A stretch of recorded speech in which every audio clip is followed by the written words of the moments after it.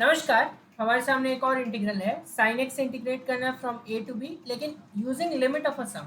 ठीक है, तो डायरेक्ट इंटीग्रेशन तो आसान है। साइन एक्स का जो डायरेक्ट इंटीग्रल होता है वो इजी पड़ता है, लेकिन डायरेक्ट इंटीग्रेशन नहीं करना है, हमें करना है integration which is using limit of a sum. ठीक है, तो फॉर्मूला तो आपको लिमिट ऑफ अ सम का पता होगा कि integral A to B F X D X is limit h tending to 0 h times f of a plus h plus f of a plus 2h f of a plus n minus 1h। ठीक है, अब इस problem के लिए हमारे पास जो F x है that is sine x, lower limit है a वो a ही है और अपर लिमिट b वो b ही है। ठीक है, तो स्टार्ट करते हैं फिर। ये क्या हो जाएगा, limit h tending to 0 h times f of a will become f of a only।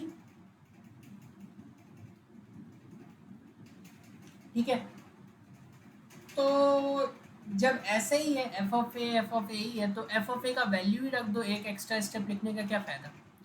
तो f of a क्या हो जाएगा, हमारे फंक्शन में जहां जहां x है वहां वहां a रख दो तो साइन a हो जाएगा। f of a plus h will become sine of x के जगह a plus h।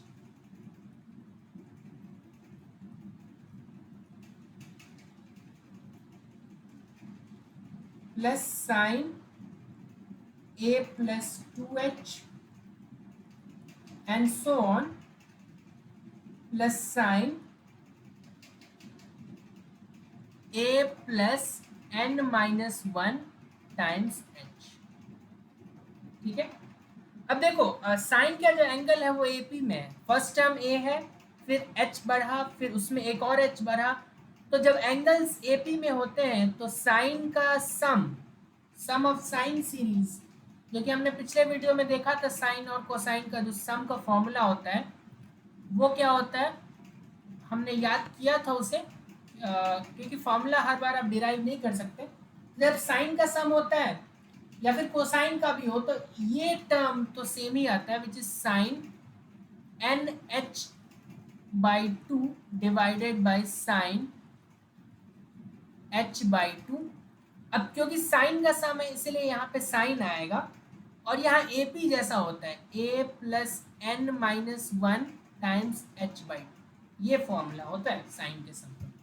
तो चलो फिर ये फॉर्मूला अगर लगाए तो h tending to 0 h times ये सम किसके इक्वल हो जाएगा, sine N H by 2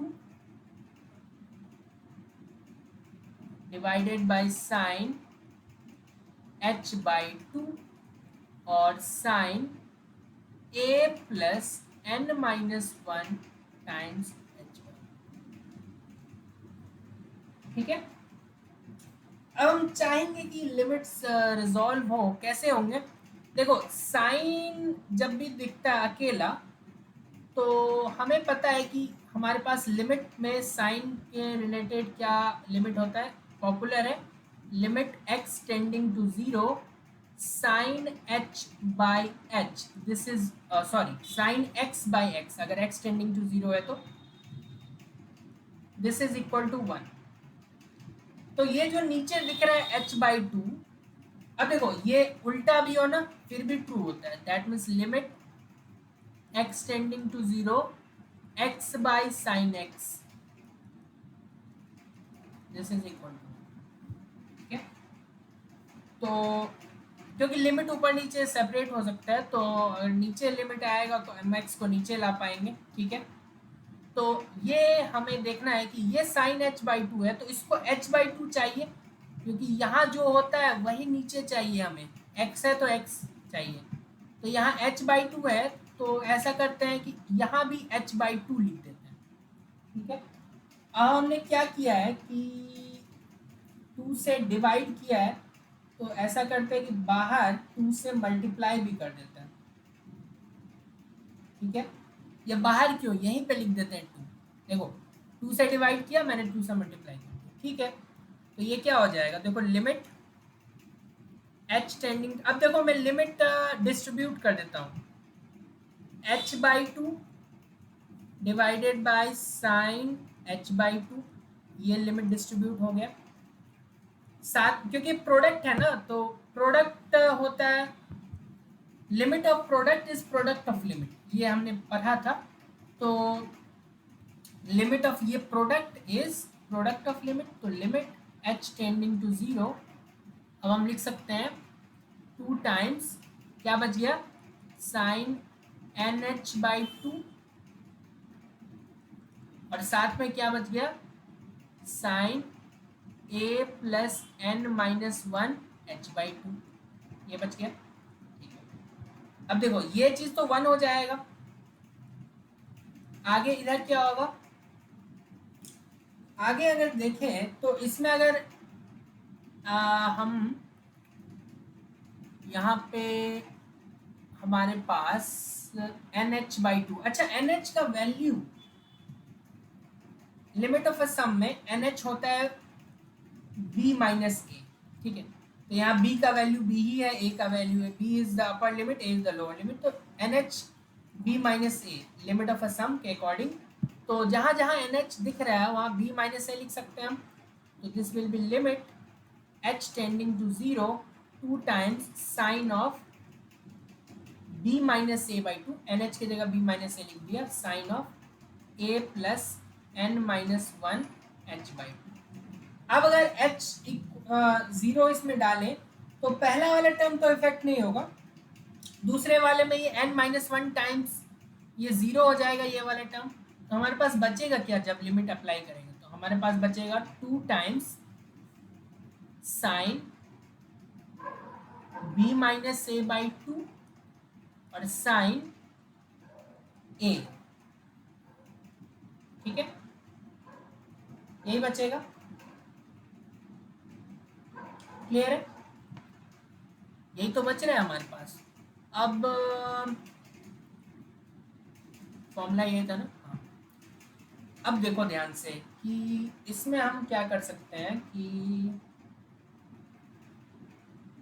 nh/2 और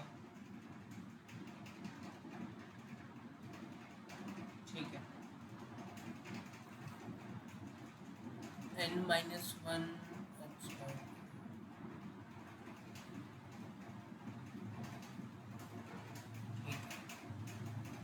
यहाँ पे और भी हम चाहते तो इसको भी सिंप्लीफाई कर सकते थे, क्या है a plus nh/2 minus h/2।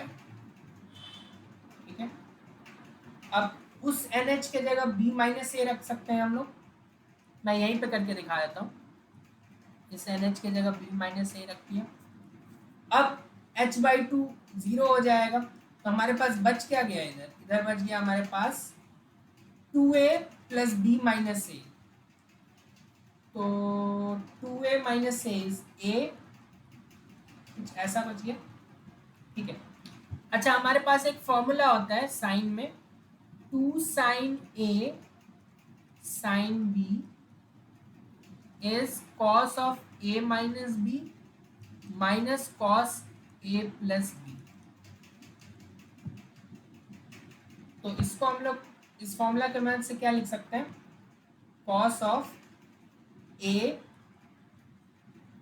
Minus b minus cos of a plus b।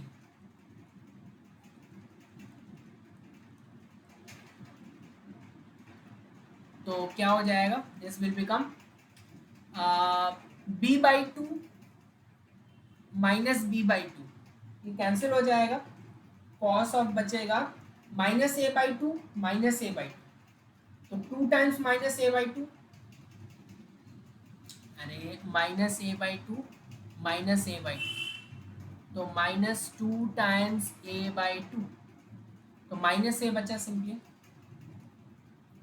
Minus cos, इधर क्या बचा, इधर -a/2 प्लस a/2 कैंसिल हो जाएगा, b/2 प्लस b/2, तो b बन जाएगा। कॉस के अंदर माइनस लिखो, कोई फर्क नहीं पड़ता, कॉस ए ही होता है, minus cos, this is your answer. अगर आप नॉर्मल तरीके से भी इंटीग्रेट करते हैं ना इसको, तो साइन का होता है negative cos x from a to b, so this will be minus, और cos of b minus cos of a, minus अंदर जाएगा तो cos of a minus cos of b, क्या यही आया है, cos a minus cos b, यही आया है। ठीक है, तो देखो इसमें प्री रिक्विजिट क्या था मैं बता दूं, एक तो ये वाला फॉर्मूला था कि साइन का सम, तो इसमें NH/2 H/2 होता है, साइन हो तो यहाँ साइन होता है, ठीक है, कॉस होता है तो यहाँ कॉस आ जाता है, कॉस का सम अगर करेंगे तो यहाँ पे कॉस, यही डिफरेंस है और बाकी कोई डिफरेंस नहीं है। इसके अलावा लिमिट का ये वाला फॉर्मूला लगाया, जो चीज़ यहाँ हो वही यहाँ होना चाहिए, वही वेरिएबल यहाँ होना चाहिए, तो ये 1 होता है। ठीक है, और वो उल्टा भी हो जाए तो कोई फर्क नहीं पड़ता।